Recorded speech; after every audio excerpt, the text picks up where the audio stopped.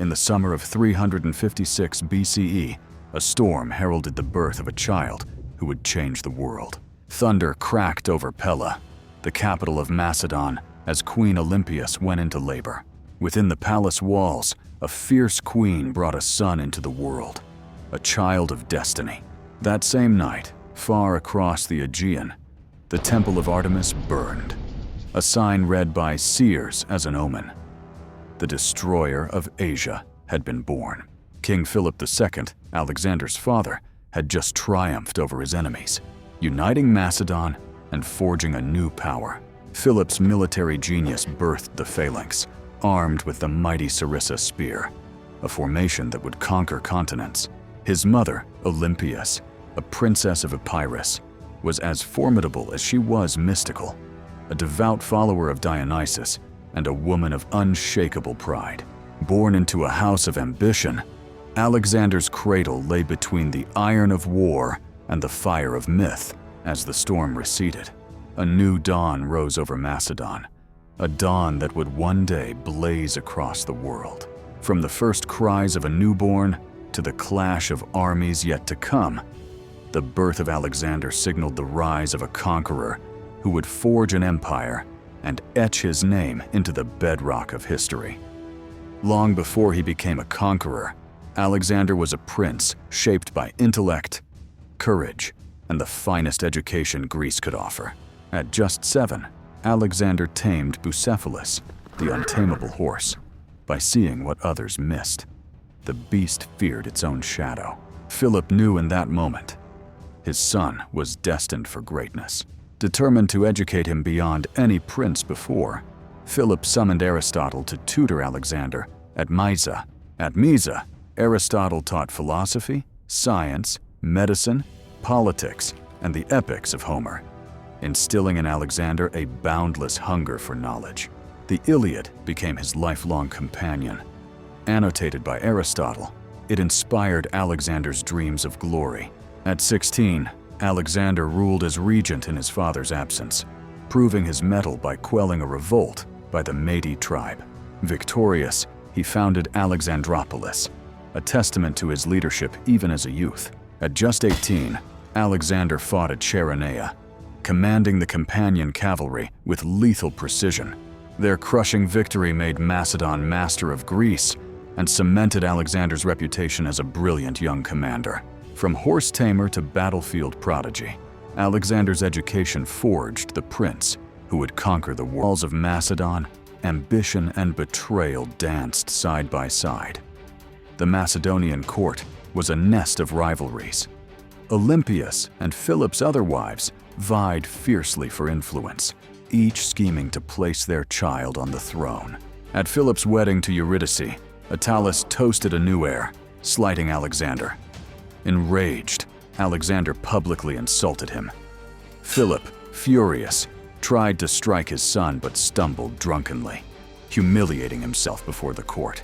Alexander fled Macedon with his mother, a family torn apart by ambition. Months later, a fragile peace was brokered, but tensions lingered. In 336 BCE, during celebrations at Aegae, Philip was murdered by Pausanias, a disgruntled bodyguard. Rumors swirled. Had Olympias plotted? Was Alexander complicit? No proof emerged, but suspicion haunted the new king. At 20, Alexander was proclaimed king by his father's army. News of Philip's death sparked rebellion. Thebes, Athens, Thessaly, and Thrace tested Macedon's resolve. Alexander first secured the army's loyalty, confirming his father's officers to stabilize the realm. He advanced south with breathtaking speed, forcing Thessaly's surrender and cowing the rest of Greece.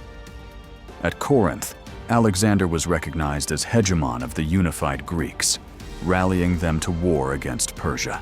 When rumors of revolt reached him, Alexander acted without hesitation.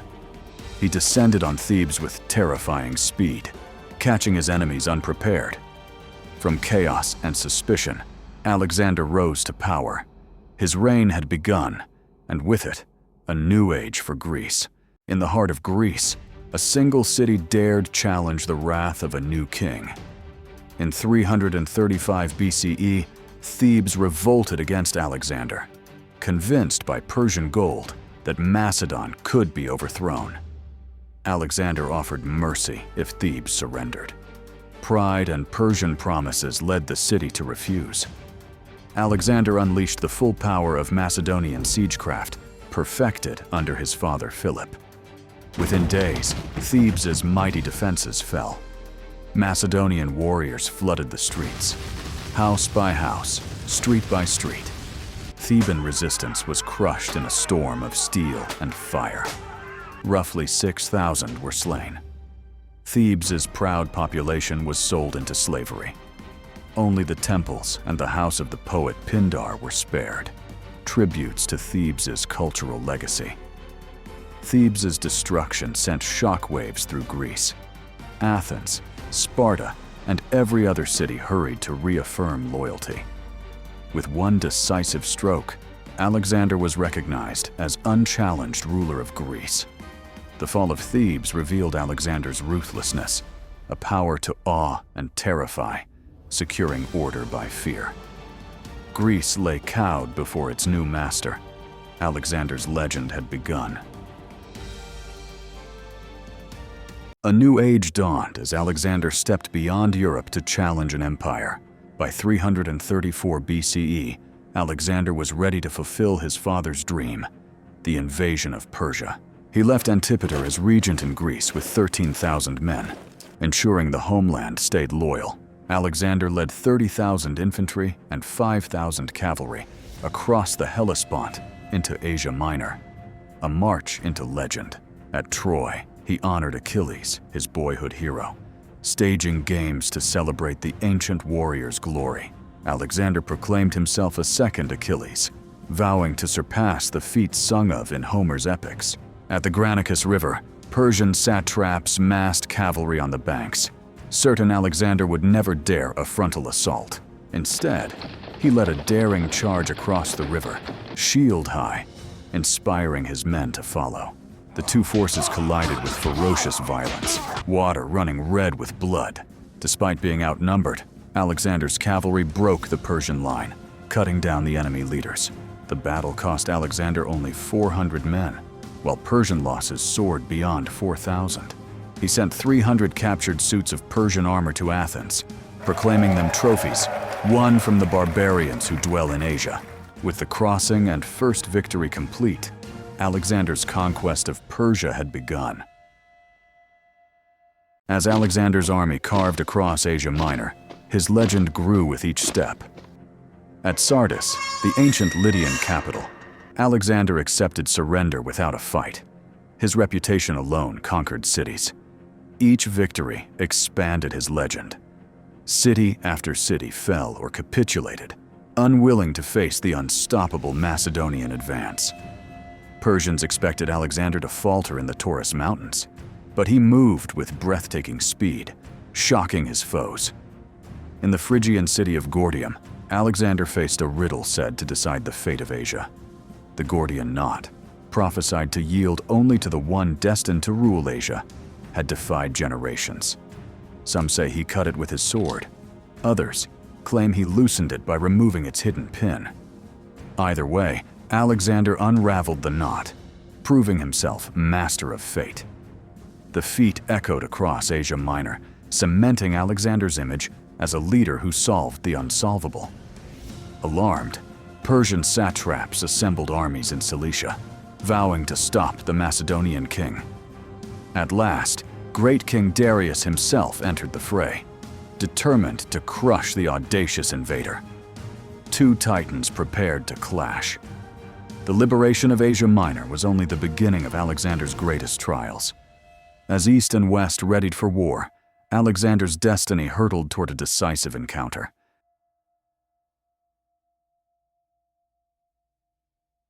On the narrow plains of Issus, two empires collided, and history changed forever.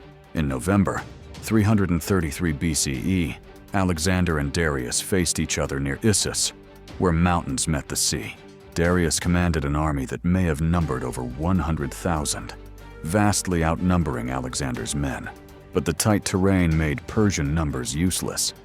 Their vast host could not maneuver effectively. Alexander arranged his phalanx in the center, flanked by hypaspists and cavalry, ready to break the enemy. With fearless precision, Alexander led a devastating charge straight for Darius's position.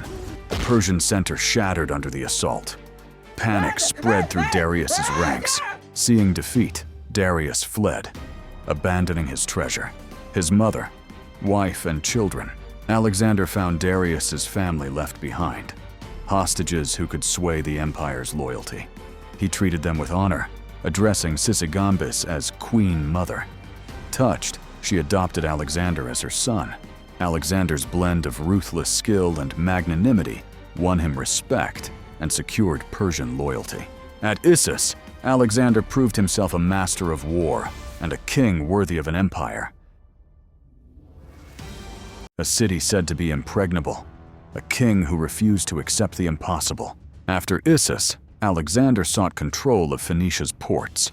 All surrendered, except Tyre. Tyre's island stronghold, protected by high walls and open sea, was considered untouchable. But Alexander saw no obstacle, only a challenge. He ordered a mole, a land bridge to the city. Day by day, the mole inched forward, defying the deep waters and Tyrian resistance.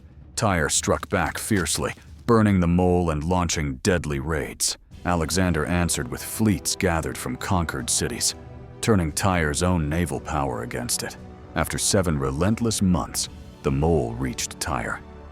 Siege engines battered the walls. Alexander's troops stormed Tyre, unleashing fury after months of resistance. Thousands of defenders were killed. 30,000 residents sold into slavery in a brutal sack. Tyre's fall proved Alexander's determination to defy the impossible and his readiness to exact terrible retribution.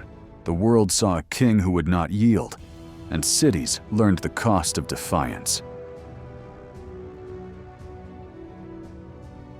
Having shattered Tyre's walls, Alexander turned south to the ancient lands of the Nile.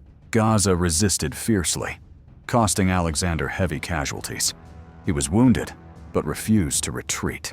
After brutal fighting, Gaza fell. Its governor was executed, the city plundered, a stark warning to others. Egypt, weary of Persian oppression, welcomed Alexander as a liberator. At Memphis, priests crowned him pharaoh, declaring him son of Ra and rightful ruler. Seeking divine confirmation, Alexander embarked on a perilous journey into the Libyan desert to reach the oracle of Zeus Ammon at Siwa. Blinding sands and searing heat nearly doomed the expedition. Yet Alexander pressed on. At last, the oasis of Siwa emerged from the sands. Priests welcomed Alexander as son of Ammon. According to ancient accounts, the oracle answered ambiguously when asked if he had reached the world's limits, implying divine favor.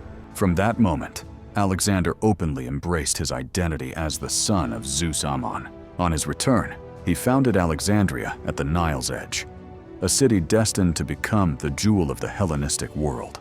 Crowned pharaoh, blessed by gods, Alexander now saw himself not just as a king, but as a divine conqueror destined to shape the world. On the plains of Gaugamela, empires would rise, and one would fall forever. In autumn, 331 BCE, Alexander crossed the Euphrates and Tigris, marching deep into Persia to face Darius once more. Darius amassed perhaps 200,000 troops, leveling the plain near Gaugamela to unleash his deadly chariots. From horizon to horizon, the Persian host stretched, confident of overwhelming the Macedonians. Outnumbered, Alexander devised an oblique attack to lure Persian forces wide and strike their heart. He led his companion cavalry rightward, stretching Darius's left flank and opening a deadly gap. In a sudden pivot, Alexander hurled his cavalry straight at Darius, splitting the Persian center.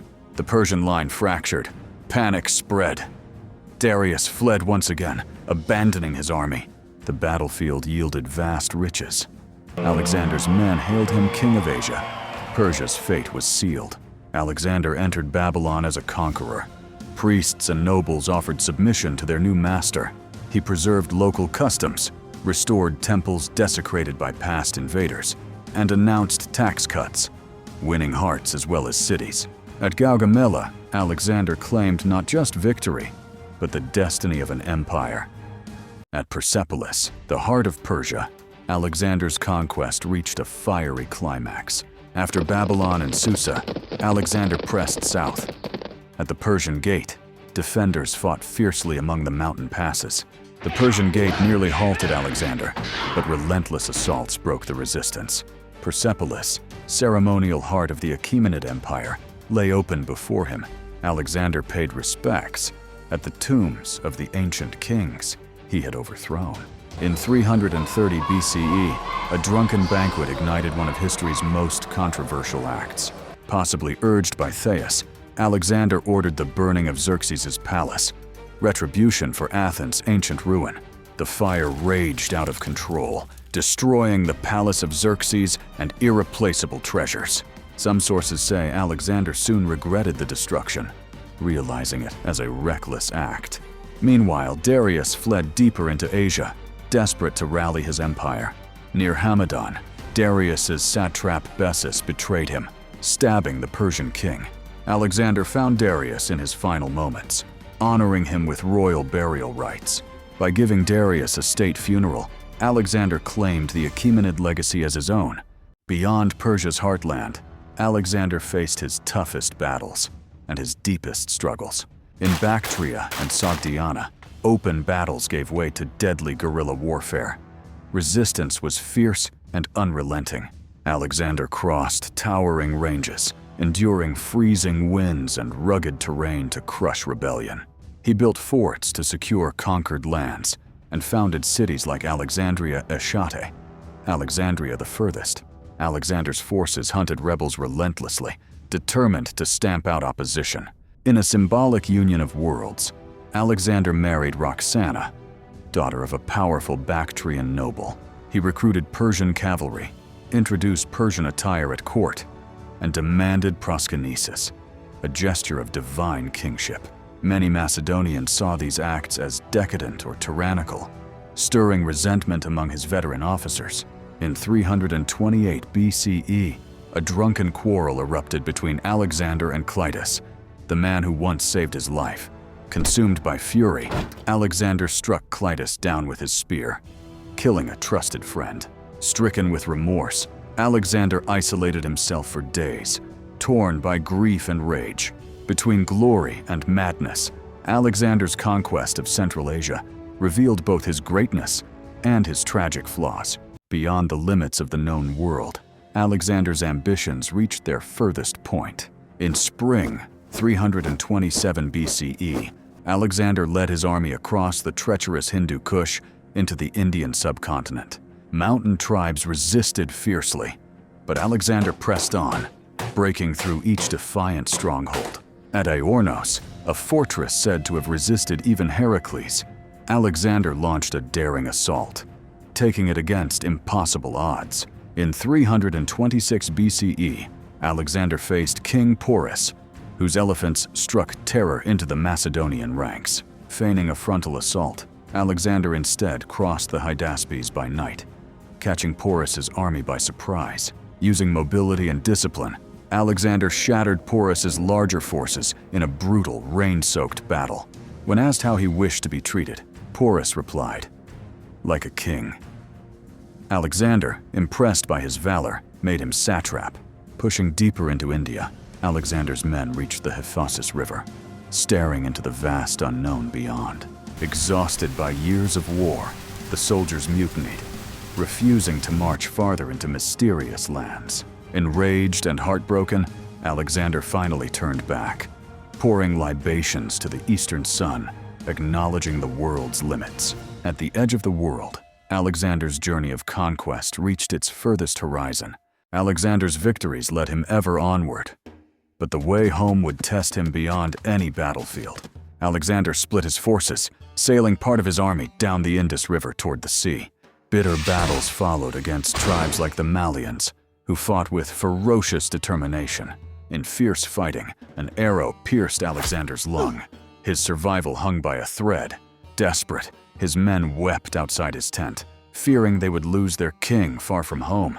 Determined to chart new lands, Alexander chose a perilous route through the uncharted Gedrosian Desert. The Gedrosian Desert, today's Makran, proved merciless, with entire units lost to thirst and heat. Alexander refused water his men could not share, pouring it out to show he endured their suffering. Contemporary sources describe staggering losses, with thousands perishing in the burning sands. Meanwhile, Admiral Nearchus led a daring voyage through the Persian Gulf, charting new maritime routes. Against impossible odds, the remnants of Alexander's forces reunited, forever marked by the trials they endured. In hardship and triumph, Alexander's return proved his unyielding will and the staggering cost of boundless ambition.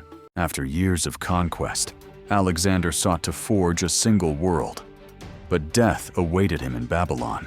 In 324 BCE, Alexander returned to Susa, the heart of his empire, dreaming of unity between East and West. He arranged mass marriages between his officers and Persian women, symbolizing a new, blended empire.